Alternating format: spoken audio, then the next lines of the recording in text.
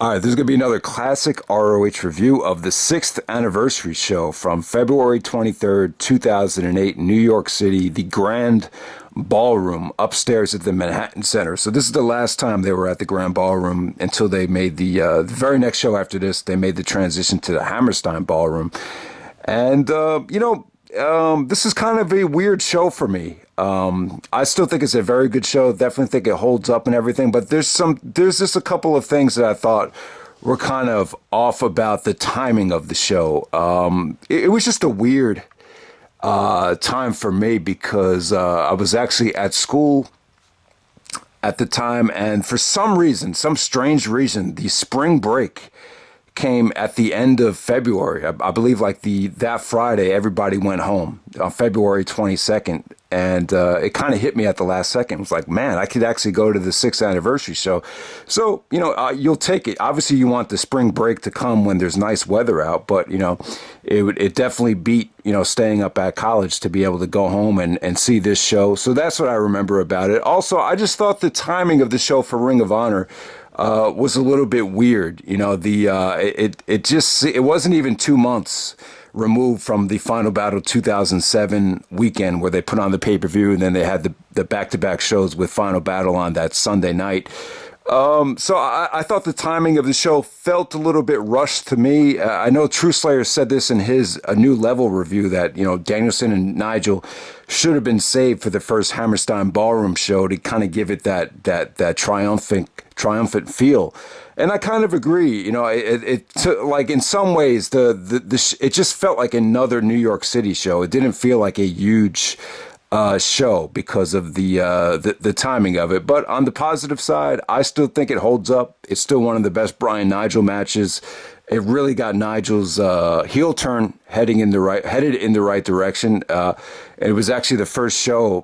My brother actually came to 2 Ring of Honor shows with me, and this was actually the first one, and the other one would be Death Before Dishonor 6 later on that summer. So, we since we bought tickets at the last second, we had to sit in separate seats, but it was still cool to actually go to a show with him. But yeah, this is the 6th anniversary show. Let's start it off here. The first match tonight was actually Delirious and the Human Tornado. Human Tornado was a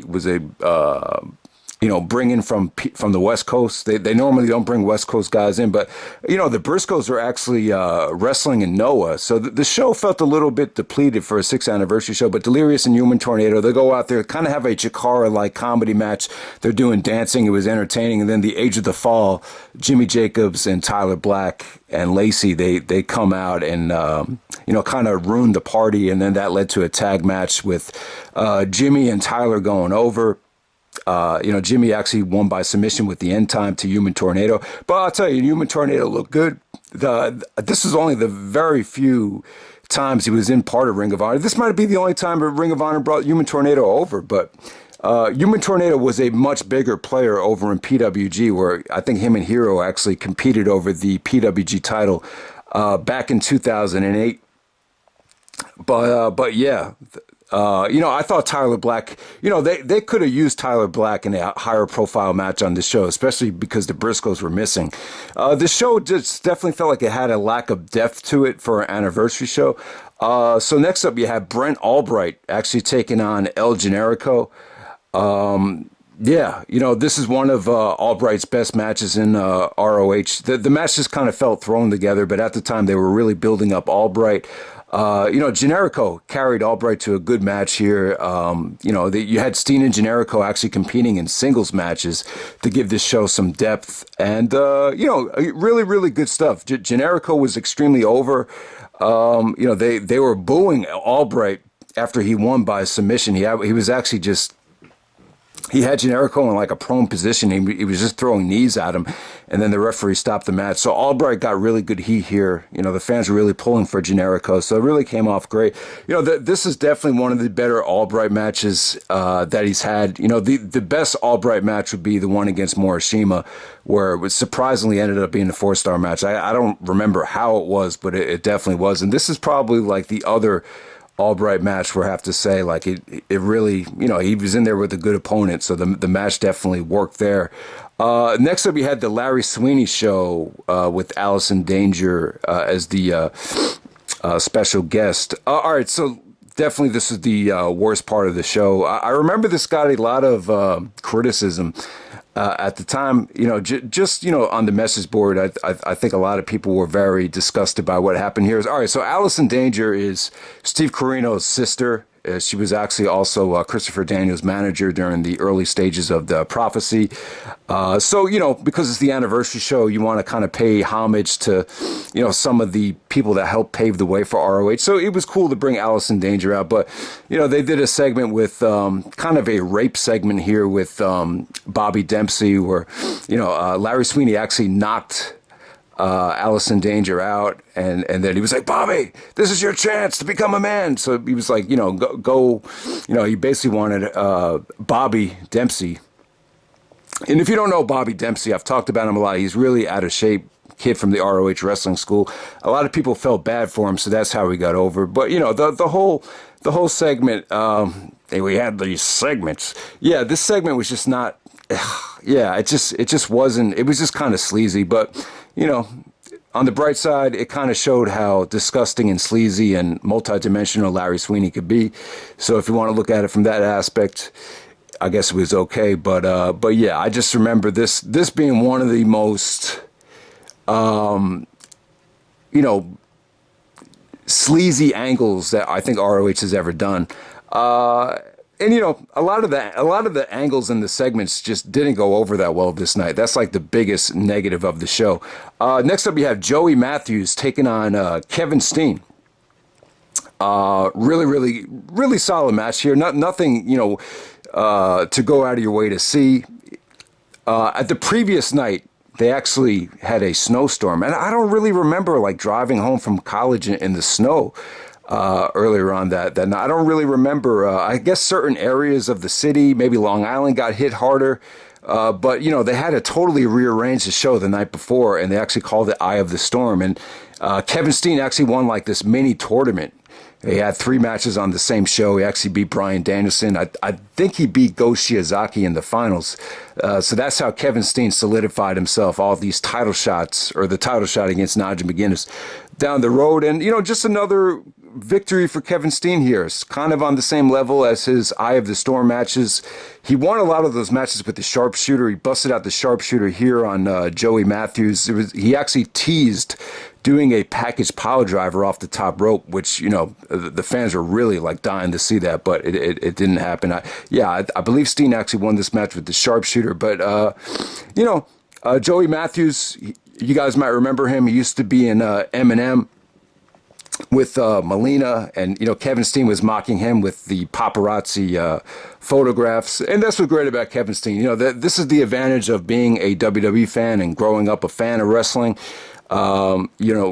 Because of that, Steen is able to mock his opponent. If he was one of these guys like Davey Richards that just didn't watch wrestling and just did it as a hobby, then you can't really do those, creative things, to add tension to the match. So yeah, definitely a good victory for Kevin Steen. Definitely looking forward to Kevin Owens and what he does at WrestleMania. I think he's like been one of the brighter spots of the WWE in terms of his face turn. All right, so next up you have Austin Aries taking on Go Shiozaki.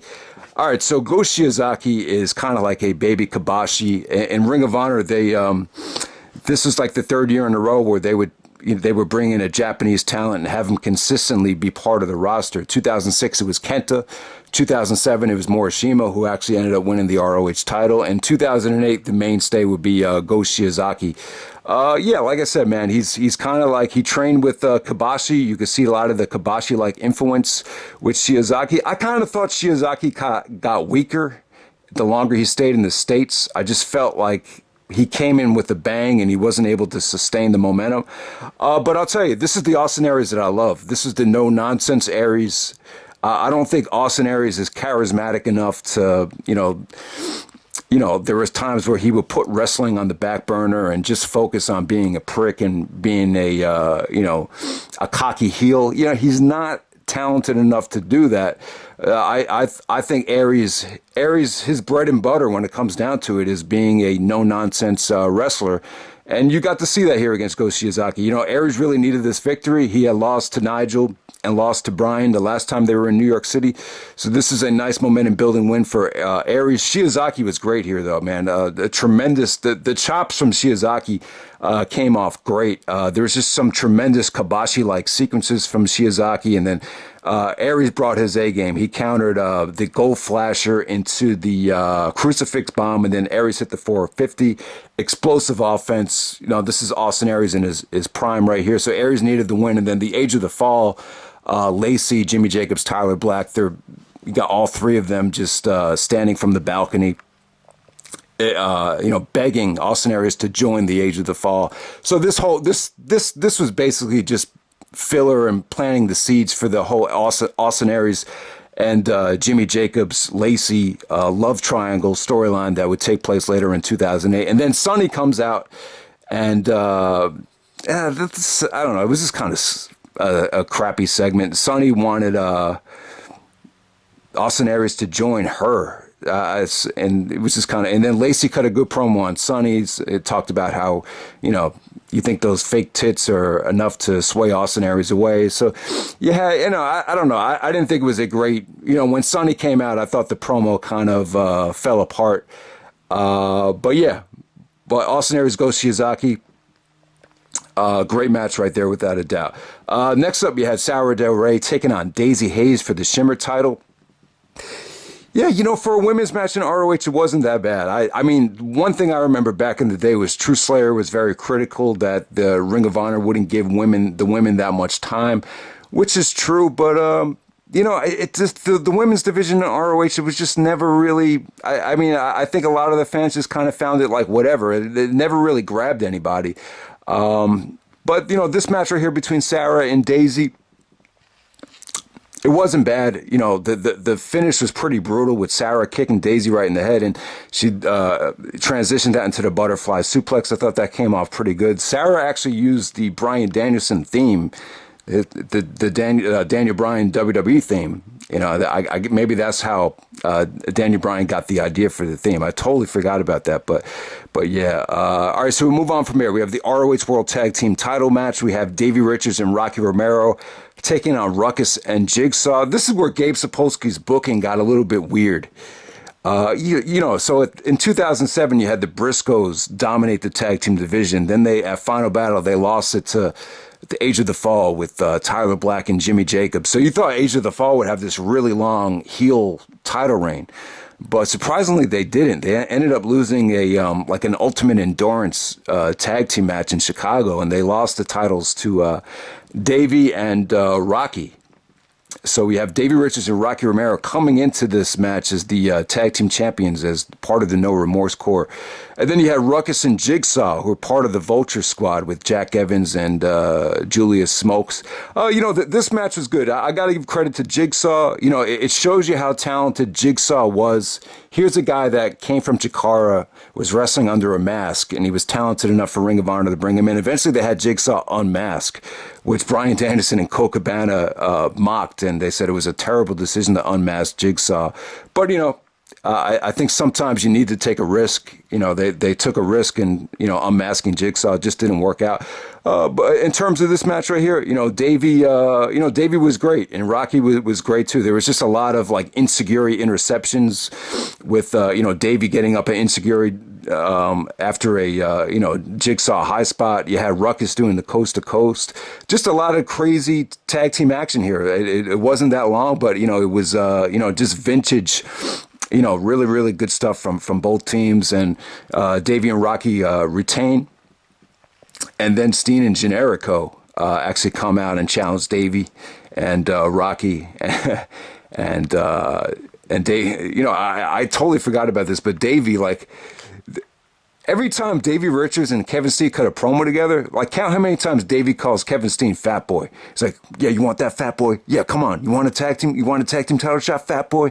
It's like, he's like relentless with it. Like, you would think Davey had something against fat people with the amount of times he took a shot at Kevin Steen. You know, though, that's been always a weird relationship right there. They actually did a shoot interview years down the road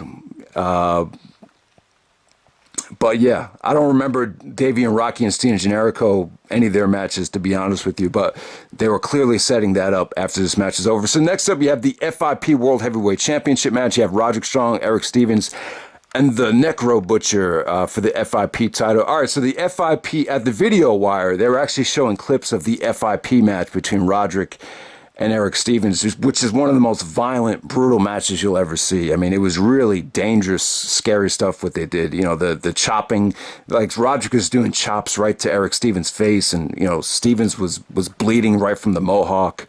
It was just scary, scary stuff there. So Roderick comes in with the FIP title. I thought Necro kind of held this match back. I understand why they put the Necro Butcher in the match because, you know, I think Gabe Sapolsky had a big stake in FIP, and obviously they still wanted to sell FIP DVDs, so I don't think they really wanted to give away Roderick and Erick Stevens again.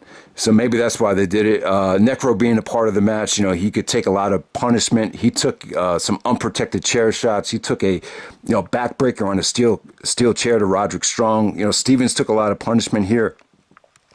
I kind of thought Necro held the match back. It would have been cool to see Strong and Stevens in that, kind of with that FIP style match. The match that had a final battle was very tame compared to the FIP match. So it would have been cool to see another Strong and Stevens match without the handcuffs on them. But I don't know. I'm just not a big fan of Necro Butcher. I know he has a little bit of followers out there from the CZW days, but I've just never been a big fan. But this is how he made his living, made his money, these type of matches. And definitely good stuff there. And then the main event, you have Nigel McGuinness and Bryan Danielson for the ROH World title. They cut a great promo at the beginning of the show. And definitely one of the highlights of the show was the Nigel and Bryan Danielson promo. It just came off really well.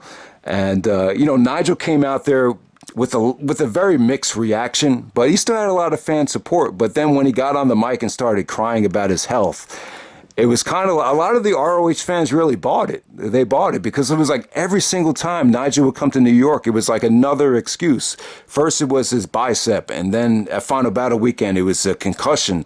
And now he comes out and says, I'm worried about my head because of my opponent, Bryan Danielson. Danielson loves to use the elbows, so Nigel was worried about that. So Danielson comes out there, cuts a really, really great promo about how he sacrificed money to stay part of the ROH roster and brings up all the guys that made the title, what it was, and he didn't want Nigel to back out of the match because Nigel did not want to wrestle. And basically, I don't want to go over the whole promo, but this is a beautiful transition from babyface to heel. There's only a few champions that have made that transition where they win the championship as a babyface, and then as the reign progresses, they turn heel. And a lot of it has to do with their opponent. With Macho Man, it was Hulk Hogan. And what was the other heel turn? Where the guy actually won it as a heel. There was another guy I was thinking of, but I can't think of him now. Snap. Yeah, but yeah, definitely the Nigel McGuinness heel turn here is something that he really needed, because the Nigel championship reign, it didn't start off great. Some of the title matches were kind of forgettable. The Jay Briscoe match, the Roderick Strong match, even the Hero matches. I mean, they were okay, but Nigel really needed, to turn heel and just kind of get this reign going in the right direction. And, health was really never an issue for the rest of that year, maybe until Final Battle 2008. I mean, there really wasn't a lot of, health problems with Nigel. And, since he turned heel here, he really turned things around. And the storyline was that Nigel was getting stronger as the title reign progressed. But yeah, I mean, this 6th anniversary show match, it's not my favorite Bryan and Nigel match. I think the unified match has better drama. There's matches that have more action. There's matches that are more intense. Danielson agreed, to not go after Nigel's head with the elbows. And Nigel definitely played a hypocrite here because at the end of the match, he was going after Bryan Danielson's bad eye, which was destroyed by Morishima. So I totally forgot that Danielson was still selling the Morishima eye injury. But yeah, when you look at this match, it definitely had some really, really good elements of storytelling. Like, you know, this could be your best Bryan Danielson Nigel McGuinness match, but it depends on what you like. If you love storytelling, you love seeing previous injuries come into play and having them pay off here, then, you know, it makes for a beautiful matchup right here. And Danielson, you know, he followed the code of honor. He said, "Listen, Nigel, if you'll defend the title, and I promise I won't go after the head." And then Nigel agreed to have the match. And, you know, Danielson was actually going for the elbows, but it was in Nigel's midsection. He wasn't going after the head. But then the end of the match, Nigel starts headbutting Danielson in the eye. And then, you know, he actually lariats Danielson twice in the eye that had the detached retinas. So it was kind of like Nigel just being a hypocrite, just doing whatever he could to beat Danielson, because this is the first time that Nigel actually defeated Bryan Danielson with the ROH title on the line. You know, there's been the first time they wrestled, I think they went to it definitely went to a draw. I think they both got counted out. All the other times Danielson had won. And what's kind of a shame about the Nigel Danielson matches is, you know, you've never seen a title change. And, you know, when you look at where the guy that Bryan Danielson lost the title to, it ended up being Homicide. And then you see the guy that Nigel lost the championship to, it ended up being Jerry Lynn. So two guys that really, you know, Homicide, you know, at the time he was actually pulled from ROH by TNA. So I thought that was kind of a weird choice to give Homicide the belt. You know, I know Homicide, you know, that was kind of like a Lifetime Achievement Award. A lot of people were really down on giving it both to Homicide and Jerry Lynn. You know, the Jerry Lynn title, you know, the title change would have never happened if Gabe didn't get fired. That would have never happened in a million years. But, you know, that was more of an ownership decision that was in, you know, that was in the plans for a long time. I think it was. And when the success of The Wrestler came up, with Mickey Rourke and, you know, the similarities that Jerry Lynn had to Mickey Rourke in the movie, that was a decision that was, you know, that probably played into Gabe getting fired, to be completely honest with you. But yeah, Nigel and Bryan Danielson from the 6th anniversary show. This is the first time they wrestled in New York City in the main event, but it wouldn't be the last. Yeah, I mean, the Nigel and Bryan, you know, it's not just a trilogy. There's like 10 matches that they've had. You know, I think I actually uploaded a top 10 Bryan Danielson, Nigel McGuinness matches. They might have had like 11.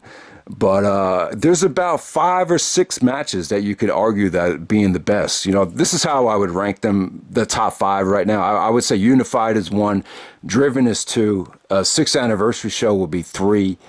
I think Rising Above 2008 will be 4, and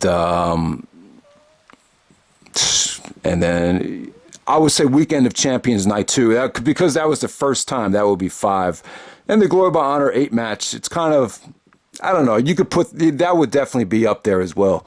That was kind of like a best of compilation of all their matches. So it depends on depends on what your tastes are.